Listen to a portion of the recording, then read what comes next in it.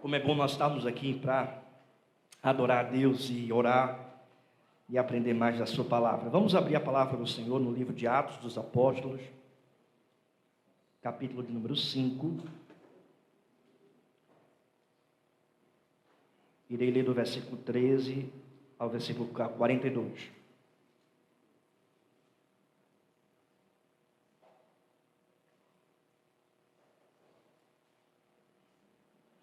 Atos dos Apóstolos, capítulo 5, do versículo 33 ao 42. A gente sempre está, em alguns momentos, passando no slide o tema da mensagem, alguns pontos, algumas partes que são relevantes que você pode visualizar também, mas a gente não tem passado o versículo, nós não temos passado o texto bíblico. Por quê? Porque a gente quer que a igreja venha com a Bíblia e abra a Bíblia e aprenda a manusear a palavra de Deus. Então isso é muito importante para que a gente possa aprender a manusear a palavra de Deus. Talvez você que é novo na fé ainda tenha aquela dificuldade de saber onde é que estão os livros bíblicos, mas à medida que o tempo vai passando, à medida que você vai lendo a palavra do Senhor, você vai então entendendo onde cada livro vai estar, onde cada livro está aí na Bíblia. Então a gente não coloca o texto justamente com esse propósito pedagógico de que você possa aprender a manusear a palavra de Deus. Isso é muito importante porque existe hoje igrejas que é tudo no slide, E as pessoas não levam mais a Bíblia, Não levam mais a Bíblia. Inclusive, chegou gente aqui na igreja que já era crente e tal, mas que não veio com a Bíblia, pelo costume já de ver o texto no slide. E aí, quando pediu para abrir o texto,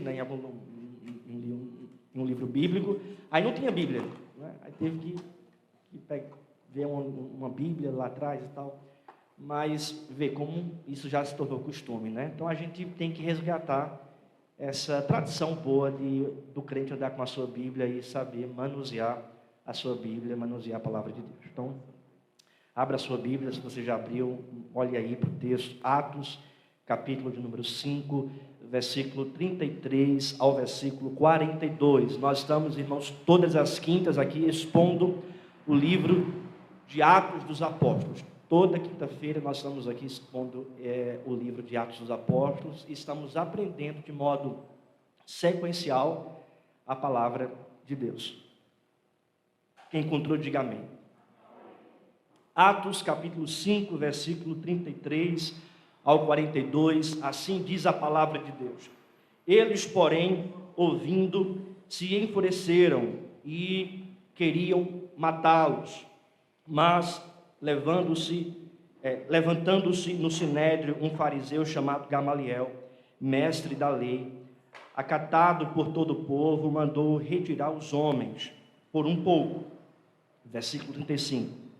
E lhes disse: Israelitas, atentai bem no que ides fazer a estes homens, porque antes destes dias se levantou Teudas, insinuando ser ele alguma coisa, ao qual se agregaram cerca de 400 homens.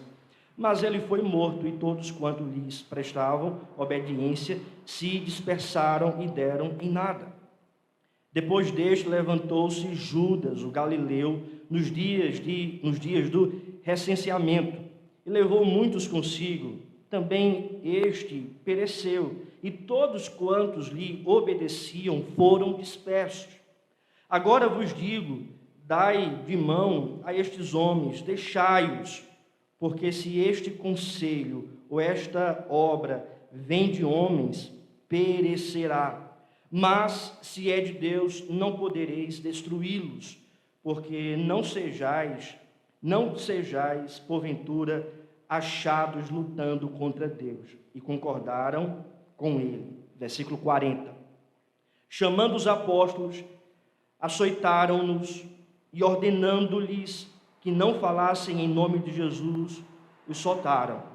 E eles se retiraram do sinédrio, regozijando-se por terem sido considerados dignos de sofrer afrontas por esse nome. E todos os dias, no templo e de casa em casa, não cessavam de ensinar e pregar Jesus o Cristo. Vamos orar? Senhor Deus, amado Pai, nós lemos a Tua palavra nesse momento.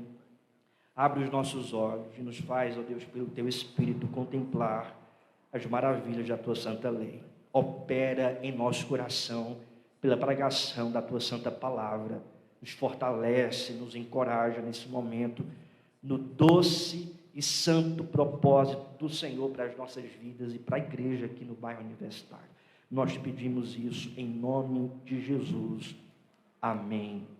Amém. Toda vez que o Evangelho foi proclamado com ousadia e precisão na história da igreja, houve perseguição. Toda vez que o Evangelho foi proclamado com ousadia e precisão na história da igreja, houve perseguição. Houve perseguição. Estamos diante de um texto que trata sobre essa perseguição contra a igreja que proclama o verdadeiro evangelho de Cristo Jesus. Esse texto trata ainda sobre a perseguição. Quando nós olhamos, irmãos, para o contexto, nós percebemos que no capítulo 5, o evangelista Lucas, narrando a igreja primitiva aqui, os acontecimentos da igreja primitiva, trata sobre a perseguição. Ele já começa a dar sinais dessa perseguição no versículo de número 17, quando o sinédrio se levanta juntamente com os sumos sacerdotes saduceus para prender os apóstolos.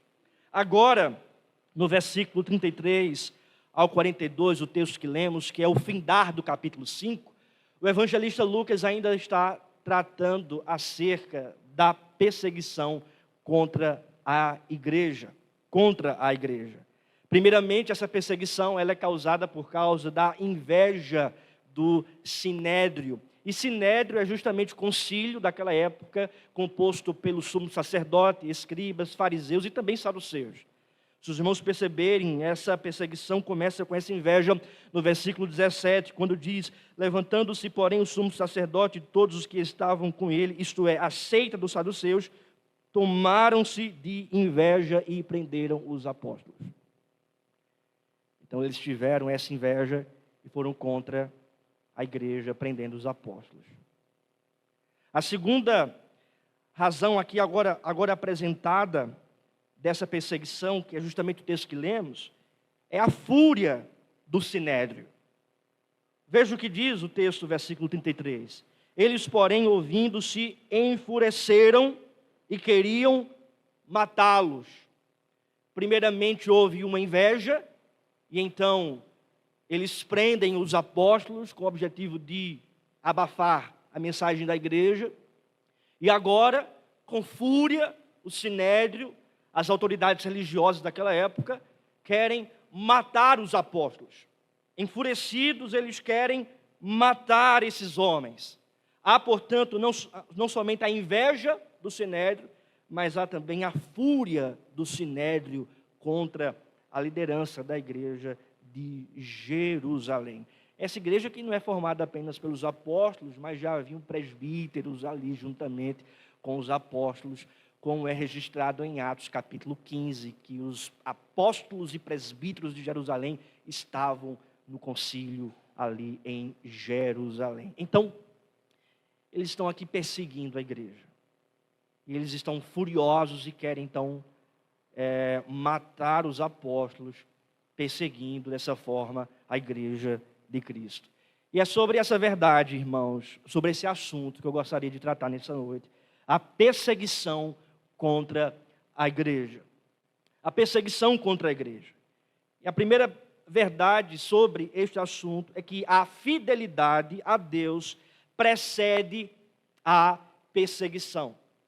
A fidelidade a Deus precede a perseguição. Olha para o texto, veja o que diz o versículo 33. Vamos ler juntos, todos, em uma só voz. Vamos lá? Eles, porém, ouvindo, se enfureceram e queriam matá-los. Eles, porém, ouvindo o quê? A pregação apostólica, a pregação do evangelho, a pregação feita pelo apóstolo Pedro nos versículos anteriores. Então, vamos recapitular os versículos anteriores, versículo 29. Então Pedro e os demais apóstolos afirmaram: antes importa obedecer a Deus do que aos homens. O Deus de vossos pais ressuscitou a Jesus, a quem vós o matastes, pendurando-o no madeiro. Deus, porém, com a sua destra, o exaltou a príncipe e salvador, a fim de conceder a Israel o arrependimento e a remissão de pecados. Ora, nós somos testemunhas desses fatos, e bem assim o Espírito Santo, que Deus outorgou aos que lhe obedecem. Ouvindo então essas palavras, diz o texto que eles se encheram de fúria e queriam matar os apóstolos. Por que houve fúria? Por que eles se encheram de fúria com essa mensagem? Porque essa mensagem, meu querido irmão, essa mensagem confronta eles. Essa mensagem vai de encontro aos interesses deles. Essa mensagem não era uma mensagem que eles estavam recebendo de boa vontade. Pelo contrário, os saduceus não acreditavam na ressurreição, e Pedro prega que Deus ressuscitou a Jesus no versículo de número 30. Eles achavam que eram inocentes, então Pedro e os apóstolos pregam dizendo que eles eram culpados porque eles assassinaram o Senhor Jesus. Eles achavam que estavam em paz e que o Cristo, o Jesus, não era o Salvador e que eles não deveriam ensinar acerca de Cristo, Jesus. E então Pedro responde dizendo que este Jesus é o príncipe e o Salvador, o exaltado de Deus, a fim de conceder arrependimento e remissão de pecados a Israel. E ainda mais, o apóstolo Pedro, juntamente com os outros apóstolos, afirmam que eles deveriam se arrepender dos seus pecados e crer, então, nesse Jesus que eles pediram a crucificação. Essa mensagem, portanto, vai confrontar o Sinédrio. Ao invés de eles se arrependerem e crerem, eles se enchem de fúria. E, meus irmãos, isso é muito difícil de entender, porque essa mensagem do Evangelho gera em nós o quê? Esperança. Essa mensagem do Evangelho gera em nós o quê? Alegria. Essa mensagem do Evangelho gera em nós o quê? Arrependimento, fé em Jesus, certeza da vida eterna, certeza de que a salvação mas depende de Cristo. Essa mensagem gera em nós alegria em nosso coração. No entanto, essa mensagem gerou para o Sinédrio não alegria, mas gerou fúria. Não gerou esperança, mas gerou desespero. A igreja, meus irmãos, aqui, ela é perseguida por causa da fidelidade à mensagem do Evangelho. Eles testemunham o Evangelho, são fiéis ao Evangelho, e então eles são o quê? Perseguidos. A fidelidade a Deus, portanto, precede a perseguição. Isto é, está antes, antecede a perseguição. Não devemos nos surpreender que o testemunho do Evangelho provoque reação hostil. Isso aconteceu com o Senhor Jesus e acontece com frequência nas Escrituras e também na história da igreja. Ouvindo, portanto, o testemunho da igreja, o testemunho fiel da igreja, o testemunho fiel da mensagem da igreja, que é Cristo, diz o texto, então, que eles queriam matá-lo. A fidelidade, portanto, precede a perseguição. A perseguição contra a igreja é um resultado do testemunho da igreja com o Evangelho. A perseguição contra a igreja é um resultado do testemunho que a igreja tem do Evangelho de Cristo. Quanto mais a igreja é fiel, mais a igreja é perseguida. Quanto mais a igreja não abre mão das verdades do Evangelho, mais ela será perseguida. Quanto mais vocês for fiel a Deus, não abrir mão do Evangelho, não se contextualizar em relação à cultura, às coisas desse mundo, em detrimento do Evangelho, mas ser fiel ao Evangelho. Quanto mais você é fiel ao Evangelho, mais você será perseguido. A igreja, ela é perseguida por causa de sua fidelidade a Deus. Certa vez, irmãos, perguntaram a um pastor chamado Francisco Leonardo, que foi diretor do Seminário Presbiteriano do Norte, perguntaram para ele: pastor, se a igreja ela for perseguida, ela vai ser fiel.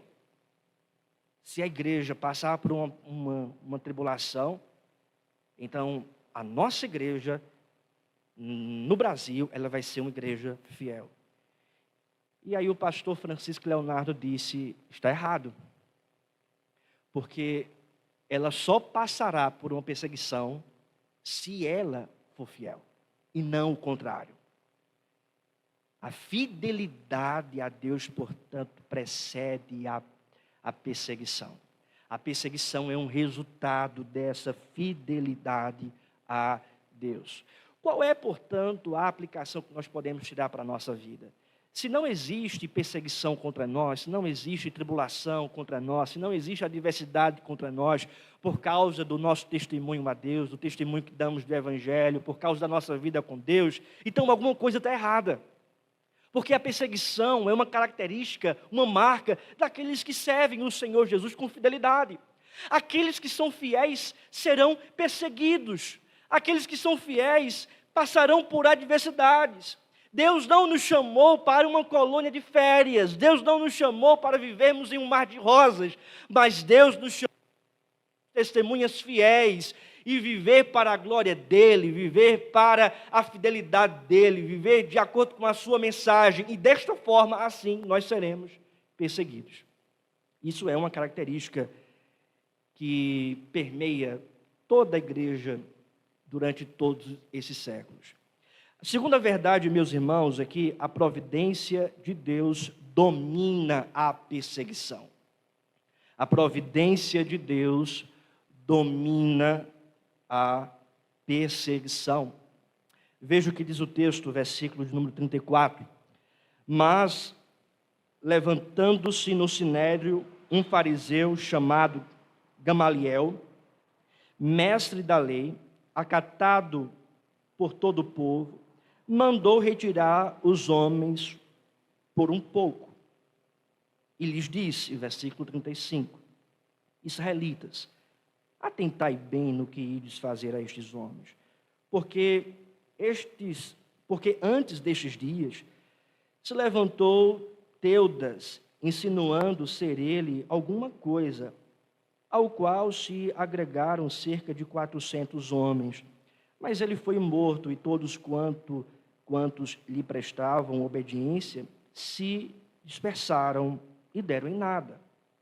Depois desse, levantou-se Judas o Galileu, nos dias do recenseamento, e levou muitos consigo. Também este pereceu, e todos quantos lhe obedeciam foram dispersos. Agora vos digo, dai de mão a estes homens, deixa-os, porque se este conselho ou esta obra vem de homens, perecerá, mas se é de Deus, não podereis destruí-los, para que não sejais, porventura, achados lutando contra Deus. E então diz o texto, e concordaram com ele. O que aconteceu, irmãos?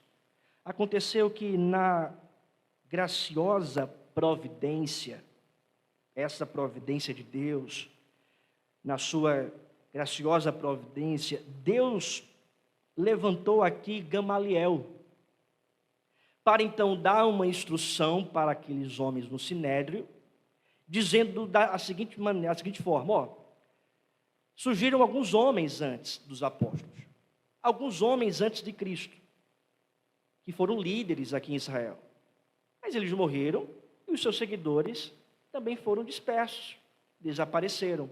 E a obra desses dois líderes, essa obra acabou. Da mesma forma, assim, esses discípulos de Cristo, se não for de Deus, essa obra também vai acabar. Da mesma forma. Agora, se é de Deus, não é bom nós estarmos lutando contra aquilo que Deus está operando. Então, eles concordaram com essa instrução de Gamaliel. Quem era Gamaliel? Gamaliel, irmãos, era filho, ou melhor, neto de um grande doutor da lei. Era neto do grande rabino chamado Iliel, que era mestre de Israel, e que foi um grande líder de uma escola judaica de interpretação, chamada a Escola de Iliel. Para quem quer saber mais sobre a história da interpretação, tem um livro muito bom do Augusto Nicodemos, intitulado A Bíblia e seus Intérpretes, e diz como esse Iliel foi um personagem muito importante na história da interpretação bíblica. Gamaliel, portanto, era neto desse líder de interpretação da lei judaica, Iliel. Gamaliel também foi o mestre daquele homem chamado por Deus, Saulo de Tarso, que posteriormente foi chamado de apóstolo Paulo. Gamaliel, portanto, foi um mestre de Saulo de Tarso. Capítulo 22 de Atos, versículo 3, fala sobre as instruções que o Paulo, o apóstolo, recebeu da parte de Gamaliel. Ele aprendeu a lei de Deus a partir das instruções desse mestre chamado Gamaliel. Gamaliel era um fariseu, um doutor da lei, um grande mestre da lei, um grande homem respeitado naquele tempo. E foi ele que jogou água na fervura e acalmou aquele sinédrio que queria então matar os apóstolos. A atitude de Gamaliel demoveu o sinédrio de seu intento assassino e poupou os apóstolos da morte prematura. Nos evangelhos, os fariseus aparecem como os principais opositores de Jesus. E aqui nesse texto, agora em Atos, um fariseu está salvando os apóstolos do sinédrio. Gamaliel, irmãos, portanto, está debaixo da providência de Deus em meio a essa perseguição, poupando assim a vida dos apóstolos. É por esta razão que nós podemos afirmar que a providência de Deus domina a perseguição. Na sua graciosa providência, Deus pode levantar pessoas como Gamaliel para atenuar as consequências do furor dos opositores do Evangelho de Cristo e de sua igreja. Deus pode levantar um homem como Gamaliel para ser usado pela providência de Deus em preservar a igreja, para que a igreja possa continuar pregando o Evangelho. Será que você pode aí pensar em algum Gamaliel que Deus levantou para preservar a sua vida? Será que você pode pensar em algum Gamaliel que Deus levantou para preservar essa igreja? Será que você pode pensar de como então em sua rica providência Deus então sustenta a sua igreja apesar das perseguições? Isso é muito importante, porque a despeito da perseguição, diante do furor daqueles que querem abafar a mensagem e perseguir a igreja de Cristo, nós precisamos sempre olhar para a providência. Deus, em sua providência, está acima da perseguição. Deus, em sua providência, domina a perseguição. Deus, em sua providência, tem o controle de todas as coisas, incluindo a perseguição. Nós não estamos sozinhos, não estamos abandonados, não estamos vivendo na aleatoriedade de nossas próprias decisões, não, mas nós estamos vivendo debaixo da providência de Deus, estamos vivendo debaixo da vontade de Deus, estamos vivendo debaixo do propósito de Deus, e a providência de Deus, portanto, vai conduzir a providência de Deus vai conduzir a nossa vida. A providência de Deus vai selar por esse trabalho de plantação de igreja. A providência de Deus vai sustentar aquilo que nós estamos realizando segundo a vontade daquele que nos chamou. A providência de Deus domina a perseguição. Gamaliel argumenta com o sinédrio, e o sinédrio, então, escuta as suas argumentações. Pedro argumentou, Pedro pregou. João também argumentou, capítulo 4. João também pregou perante o sinédrio. mas eles passaram somente a dar ouvidos a Gamaliel. Não podemos ter plena certeza acerca dessa ação de Gamaliel, se ele já era convertido ou se não era. O relato bíblico não trata acerca de sua conversão, mas aparentemente o relato bíblico trata acerca da sua simpatia. Talvez ele estivesse no grupo dito pelo evangelista Lucas, daqueles que não estavam se opondo contra a igreja, mas não perseguia, conforme está registrado no versículo 13 do capítulo 5. Mas dos restantes ninguém ousava ajuntar-se a eles, porém o povo lhes tributava grande admiração. Talvez Gamaliel estivesse nesse grupo, que admirava de longe. No entanto, irmãos, alguns estudiosos como John Stott, alguns estudiosos como Wisber, alguns estudiosos como até mesmo Hernando Dias Lopes, vão aqui afirmar que essa atitude de Gamaliel, embora pela providência de Deus tenha poupado a vida dos apóstolos, essa atitude não foi uma atitude totalmente certa. John Stott tem razão quando diz que não devemos nos precipitar em conceder a Gamaliel o crédito de ter pronunciado um princípio absoluto. Não podemos dar a Gamaliel o crédito de um princípio absoluto. Até porque, se esse princípio deixa à vontade, porque se for de Deus vai continuar, e se não for vai acabar, não pode ser colocado em tudo. Um filho rebelde, por exemplo, é o que ele mais quer. Um ladrão é o que ele mais quer. O homem assassino é o que ele mais quer ouvir. Deixa à vontade, se for de Deus, não é? Vai continuar, se não for, vai parar. Então, esse princípio não é aplicado a tudo. Em pecados que não há nenhum tipo de dúvida, a reprovação deve vir, a repreensão deve acontecer. Isso está errado. Aquilo que eles fazem está errado. Então, esse princípio não é um princípio absoluto. E nós podemos ir ainda mais adiante. Pastor Hernando Dias Lopes afirma que Gamaliel ficou em cima do muro, incentivou a neutralidade numa hora crucial, quando uma decisão era exigida. Ele ficou em cima do muro. Então, isso é uma questão combatida pelo Evangelho. Ou você é de Deus ou você não é. Ou você é da igreja ou você não é. Ou você serve a um ou a outro, porque ninguém pode servir a dois senhores. A perseguição contra a igreja não está fora do alcance providencial de Deus, porque até mesmo a despeito dessas incertezas de Gamaliel, o Senhor usou Gamaliel para poupar a vida dos apóstolos e poupar também a igreja em Jerusalém. A providência de Deus, portanto, domina a perseguição. Terceira e última verdade: a honra a Deus transpõe a perseguição. Primeiramente, nós entendemos que a fidelidade precede a perseguição.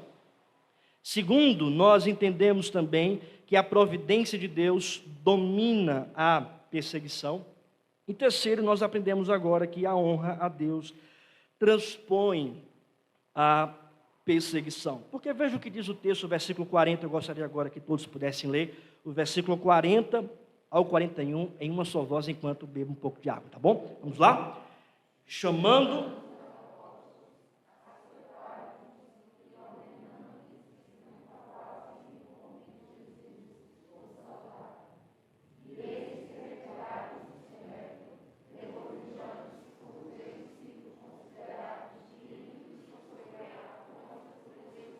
Veja, irmãos, o que está acontecendo. Há uma dupla ação aqui do Sinédrio. Eles concordam com Gamaliel, mas o que é que eles fazem? Diz o texto: chamando os apóstolos, açoitaram-nos e ordenando-lhes que não falassem em nome de Jesus, os soltaram. Então, há uma dupla ação. Primeiramente, o Sinédrio vai contra os apóstolos com açoites. Os apóstolos, chamando os apóstolos, açoitaram-nos. Ou seja, os apóstolos sofreram na carne essa perseguição. Eles foram açoitados pelo Sinédrio. Chamando os apóstolos, açoitaram-nos, ordenando-lhes que não falassem em nome de Jesus. A atitude do Sinédrio foi castigar os pregadores e proibir a pregação. Houve, portanto, um castigo e houve, então, uma proibição. A dupla ação do Sinédrio. Açoites e proibição de falar acerca de Jesus. Um castigo e uma proibição. Conforme o costume judaico, aplicaram nos apóstolos uma quarentena de açoites. Uma quarentena de açoites, conforme está descrito no capítulo 22, verso 19, e também na segunda carta de Paulo aos Coríntios, versículo 11 e 24. Mais uma vez foram aqui o Sinédrio, esses homens, tiranos e cruéis, tentando intimidar as testemunhas de Cristo, os homens, os apóstolos, a igreja, com esses rigores da lei. A perseguição contra a igreja foi aqui forte, foi cruel. Agora, veja o que diz, então, no versículo 41. E eles se retiraram do Sinédrio, regozijando-se por terem sido considerados dignos de sofrer afrontas por esse nome. Por esse nome. A perseguição contra a igreja revela a honra sobre aqueles que sofrem por causa do nome de Cristo. A honra a Deus, portanto, transpõe, vai além da perseguição vivida. A honra a Deus vai além da perseguição vivida. O que transformou dor em alegria, o que transformou desgraça em glória, foi o nome pelo qual eles sofreram, o nome de Jesus que o Sinédrio queria silenciar. Aqueles que amam a Cristo devem considerar uma honra sofrer por causa de sua relação com Ele, com Cristo. Eles se alegraram por se tornarem coparticipantes do sofrimento de Cristo. E o apóstolo Pedro, irmãos, fala sobre isso na sua primeira carta. Ele diz: amados, não estranheis o fogo ardente que surge no meio de vós, destinado a provar-vos, como se alguma coisa extraordinária vos estivesse acontecendo. Pelo contrário, diz o apóstolo Pedro, alegrai-vos na medida em que sois coparticipantes dos sofrimentos de Cristo, para que também na revelação da sua glória vos alegreis, exultando ao Senhor. Tenham alegria e prazer na medida que vocês são coparticipantes dos sofrimentos de Cristo. O próprio Senhor Jesus falou isso, irmãos. Bem-aventurados sois quando por minha causa vos injuriarem e por minha causa vos perseguirem, e mentindo disserem todo mal contra vós, Regozijai-vos e exultai, porque é grande o vosso galardão nos céus, pois assim perseguiram os profetas que viveram antes de vós. Ser perseguido por este mundo por causa do Evangelho é uma honra. Ser injuriado por este mundo por causa do Evangelho é uma alegria. Ser injuriado pelos religiosos por causa da propagação do Evangelho é uma glória para nós. É uma glória para nós. Há um autor, um homem de Deus, chamado R.C. Sproul, ele afirma: não há maior honra ou glória que um ser humano possa receber nesse planeta do que participar da humilhação de Cristo. Não há maior honra ou glória que um ser humano pode receber nessa terra, nesse planeta, do que participar da humilhação de Cristo. Essa é a única parte da sua glória. Essa é a única parte da sua glória que ele compartilha conosco neste mundo. No céu, o restante da sua glória será derramada sobre nós. Mas agora nos gloriamos na cruz de Cristo. A gente olha, portanto, para esse texto, a gente percebe essa alegria que eles tiveram de sofrer por causa de Cristo, serem perseguidos por causa de Cristo. O que é que estava em jogo aqui?